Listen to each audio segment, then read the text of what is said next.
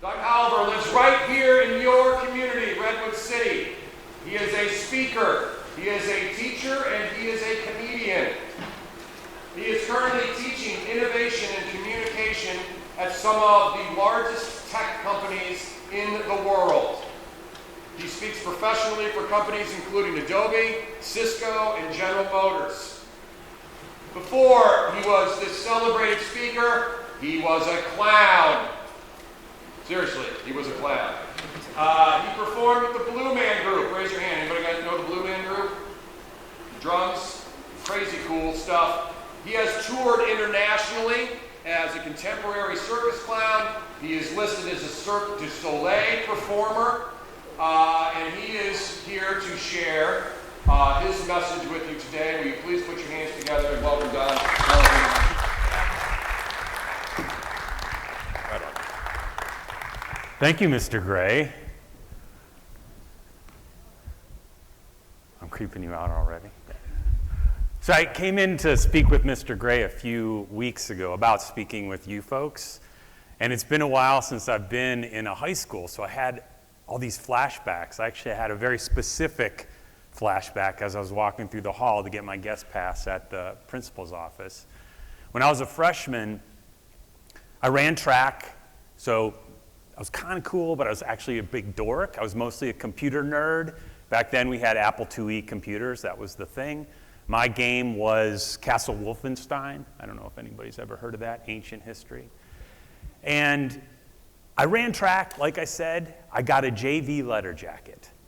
And I had never had a girlfriend, never kissed a girl. And I heard this girl, Lisa, liked me, okay? This is back in Michigan. And so I thought I'd ask her to be my girlfriend, right? Because that's what we did at our school. And what that meant was, between classes, we'd walk around and hold hands in the hall. That's what it meant. So I asked Lisa. She said yes. We started walking around holding hands. She even wore my JV letter jacket in the hall. And then it came time, I was supposed to ask her to junior prom. Big deal. So I asked her. She said yes. Her brother had to drive us. I didn't have my driver's license. So we got there, junior prom, everything was fine. Started playing songs. So I asked her to dance. We did that slow dance, you know. You ever do this when you're, I think it's called the snowball. And I remember there was a moment, we're dancing, and she like looked up at me with that look, like, you should kiss me now? And I'd never kissed a girl before. And so I gave it a shot, and the rest of the night was uneventful. And the next week in class, back in school, I noticed Lisa wasn't hanging out with me between classes anymore. She wasn't holding my hand. I was like, what's going on? And then a couple days went by, and my friend Mark comes up to me and goes, hey, Don, Lisa says you're a bad kisser. And then later that day, she comes up to me with my JV letter jacket all folded up, and she like hands it to me in front of everybody in the hallway. Fail. Like shame, like red embarrassment coming up my neck, like my cheeks got hot, my eyes started to water. Total fail. And it wasn't the last time I failed either. Like after high school, I didn't know what I was going to do. I had been pretty good at writing, so I was like, I'll try to go to college for writing. So I took a journalism class. I was supposed to interview somebody in the town. So I interviewed this radio DJ. I was like, I got this. How hard can it be? Turned it in, F. Fail. I thought I was good at that. What does that mean? And then later on in my life, I moved to Los Angeles, started producing television. I got a job as a story producer for a nonfiction reality show called House Hunters. I was working really hard putting together the shows, but I kept getting notes back from the network. They didn't like what I was doing. I got called in to the executive producer's office, and they said, Don, you're fired. fail. Total fail. But after that failure, I did something I had never done before. In LA, I took a comedy class. More specifically, I took a clown class. There was a Cirque du Soleil clown who had just finished a show there, and he started teaching. And that class completely changed my relationship with failure. Has anybody ever felt that kind of failure, where you try as hard as you can at something and it just doesn't work out? Like you put everything you have into it, right? And bald-faced failure, just nobody can see it any other way. Total fail, you feel that shame coming up on your neck. Yeah, it's hard to even admit it. A lot of us have. But I'll tell you, in that clown class, I learned that failure isn't something to be avoided. Failure is necessary to grow. Now, since that time, like Mr. Gray said, I performed for the Blue Man Group. I toured internationally as a clown for a Cirque du Soleil partner show. And now that I live up here in Silicon Valley, I teach innovation and communication at a bunch of different tech companies. And I'm a professional speaker. But today, what I want to do is I want to teach you what I learned in that clown class and how it can help you overcome failure and grow through failure. But before I do, I want to address the elephant in the room. Clowns are creepy, okay? Super creepy. Everybody's creeped out by clowns. There's the it clown, Pennywise. One lady helped me. She's terrified of Ronald McDonald. I get it. Clowns are super creepy. But what I'm talking about is not the white-faced, red-nosed, floppy-shoed clown. What I'm talking about is the way the clown character deals with failure. To help you understand, let me explain how a classic clown bit works, in case anybody wants to become a clown. The way a clown bit works is, the clown enters the stage, completely aware of the audience, and totally prepared to deliver some kind of performance that they've worked very hard on. So the clown begins, full of hope and optimism, but inevitably, the clown fails. Some kind of imperfection happens. The clown trips and falls, his pants fall down, something crazy happens. The clown feels that failure, shares it with the audience, then full of hope and optimism, continues bravely again, only to fail even bigger the next time. Again, the same cycle. Failure, feel it, hope and optimism, keep trying. This cycle continues on until that clown stumbles backwards into some kind of transcendent success. That's the basic structure of a clown bit. Now, to tease it out as to what's going to help us today, I want to look at 3 tips. Accept imperfection, keep trying, and never lose hope. To start with, let's start with accept imperfection. Back in junior high, I played basketball. I was a bad basketball player. But I was a tall, ganky dude, so I had to play basketball. And I played JV ball freshman, sophomore year. And then junior year, in my school, if you went out and tried out for basketball and you didn't get on the varsity squad, you're a loser. And I did go out. I tried out for basketball that year, and the coaches brought me into their office after the tryout. Uh-oh. And they said, Don, you've got a choice to make. Listen, we can put you in varsity, but you are probably not going to play very much. But we could also put you in junior varsity, and you'll play a lot, you'll learn a lot, and you will get a lot better. In my brain, I was like, this is a no-brainer. I'll take varsity. I don't want to be a loser. And you know what? They were right. I didn't play a single game the whole season. I started to hate basketball. I missed a huge opportunity to learn, play basketball, have fun, and I ended up riding that bench, and I destroyed that hobby. I've never played basketball since.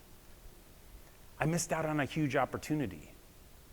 The takeaway is, nothing great happens all at once, all on the first try. Mistakes are a self-correcting process. You've got to make mistakes to correct them and grow. When I was emailing back and forth with Mr. Gray, he has a great email signature from Maya Angelou, the poet. It's do the best you can until you know better, and then when you know better, do better. It seems so simple, right? Oh, of course. But that's hard. It's hard once you stumble to get back up and keep going. So that leads us to our second tip, keep trying.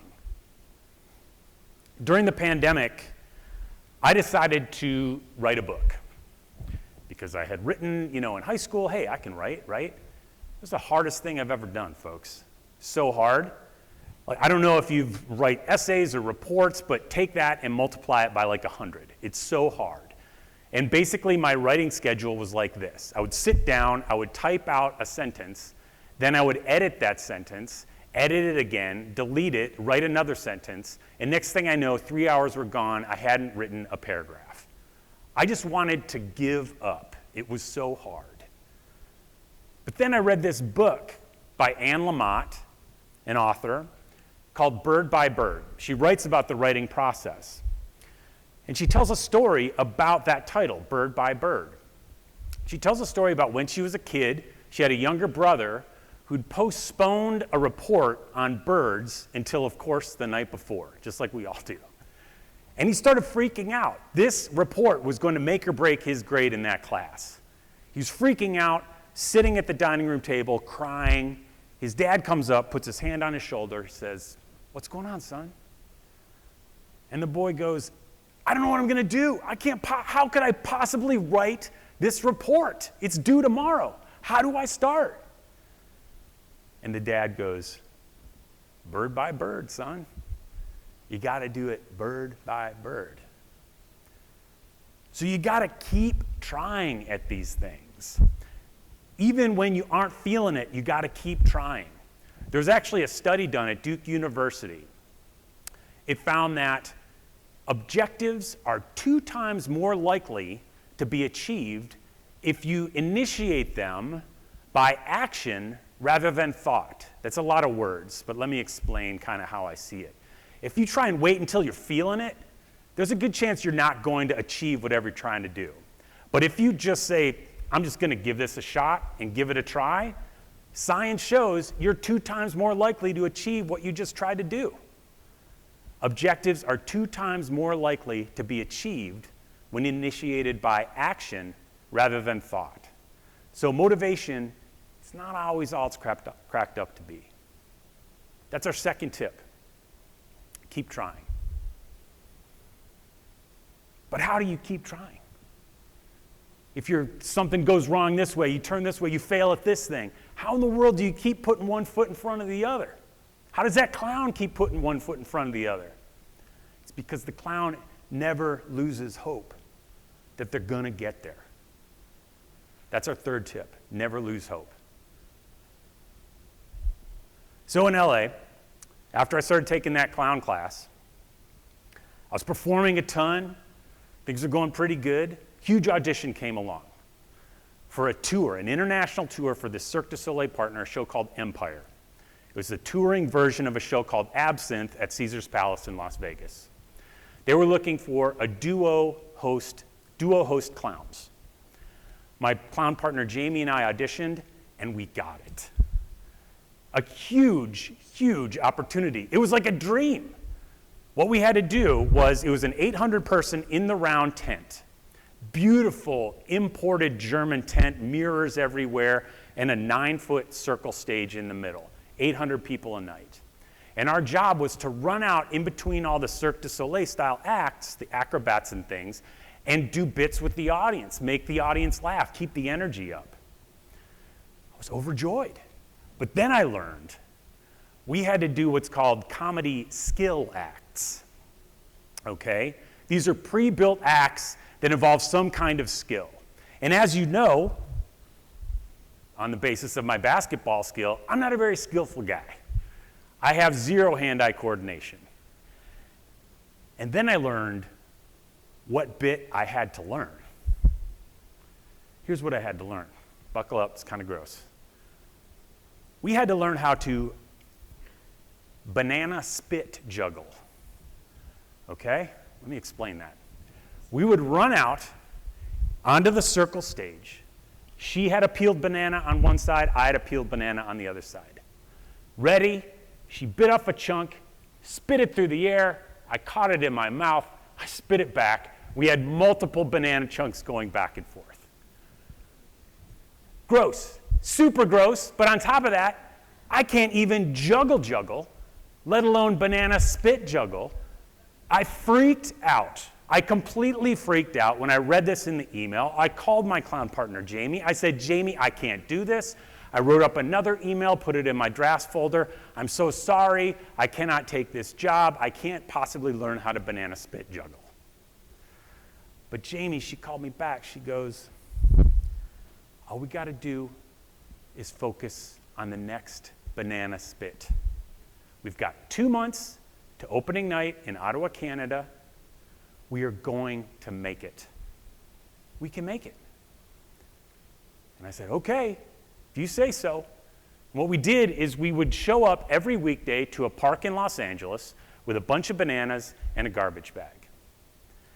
And we just started spitting. And I'll give you a tip. If you want to clear out a park really fast, show up with a bunch of bananas and start spitting it at your friends. That will immediately everyone will go screaming away. But I'll tell you, after 2 weeks, we started catching a couple volleys.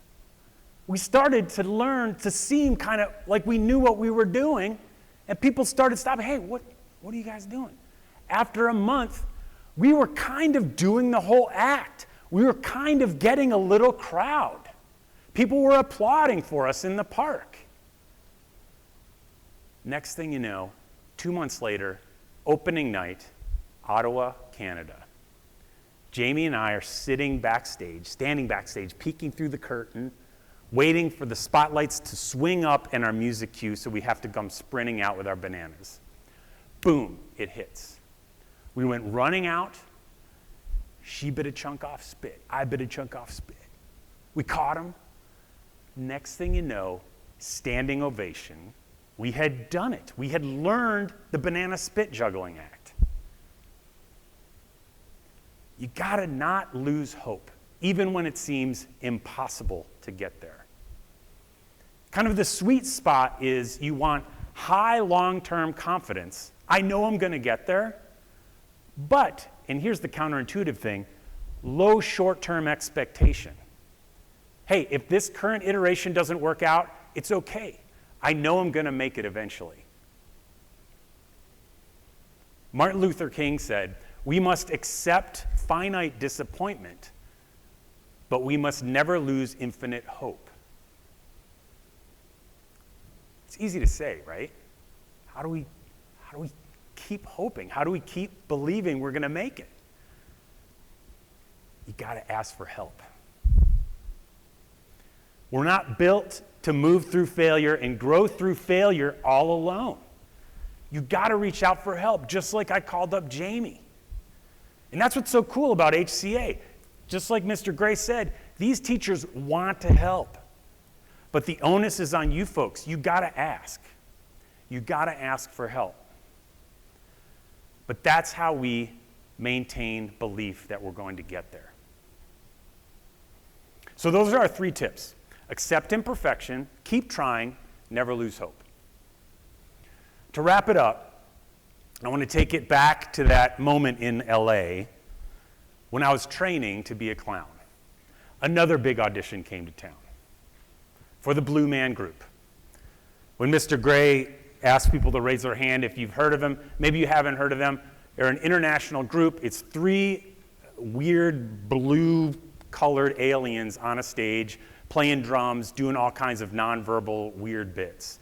There's a Vegas show, there's a Chicago show, a Manhattan show, shows all around the world. It was a huge opportunity for a clown person. So I showed up for the audition, me and 300 other people. Incredibly, I was one of 2 guys that made it through the audition. Incredible, incredible privilege. And what that meant was I went into what they call Blue Man Drum School. So I started to learn to drum really fast because they have these crazy PVC instruments, and I had to start really working on my hand-eye coordination because there's a lot of hand-eye coordination in the show. And after training in that, again they evaluate us, and usually only about 6 people are invited per year to train in Manhattan in the show. I was one of those 6 guys. So I sublet my apartment, moved to New York. Oh man, this is gonna be great. That training was some of the hardest stuff I have ever done. 12 hours a day, in shows, out of shows, practicing those PVC instruments nonstop. After one of my shows, I was called in to the office by the director of training, and he sat me down. He said, "Don, there's just too much Don in your blue man. You don't look like all the other blue men. You act too much like yourself. We're gonna have to let you go." I was crushed. I'd put all that time, all that work. I remember stepping out. It was a Saturday morning in Manhattan. I was at the corner of Broadway and Houston. It was raining. I still had blue grease paint around my neck from the show the night before. What am I gonna do? I sublet my apartment. I live in New York now. What the heck is next? I tried everything. I put everything I had into this. Luckily, my buddy Jordan lives in New York now, and he's a really successful entrepreneur. Another way of saying that is he's a really successful failure. He's failed at so many things, and he's also one of the most successful dudes I know. We had coffee later that weekend, and he goes, "Don, you're losing focus on the big picture here. This Blue Man experience is just one step in a much bigger journey to where you don't know where you're going yet. You have to focus on accepting this current imperfection. You've got to keep on trying, but most importantly, you've got to not lose hope that you're going to get where you're supposed to be." And you know, Jordan was right. A year after that, I was speaking at RSA, that's the biggest cybersecurity conference in the world, right here at Moscone Center, downtown San Francisco. And then just last year, I was delivering a keynote at the Toastmasters International Convention in the Bahamas for 6,000 people. Jordan was right. And now, I'm right here at HCA at Sequoia High, and my message is exactly the same. Accept imperfection, keep trying, never lose hope. And y'all can't help but end up in a transcendent success. And I can't wait to see where I'll end up. Thank you.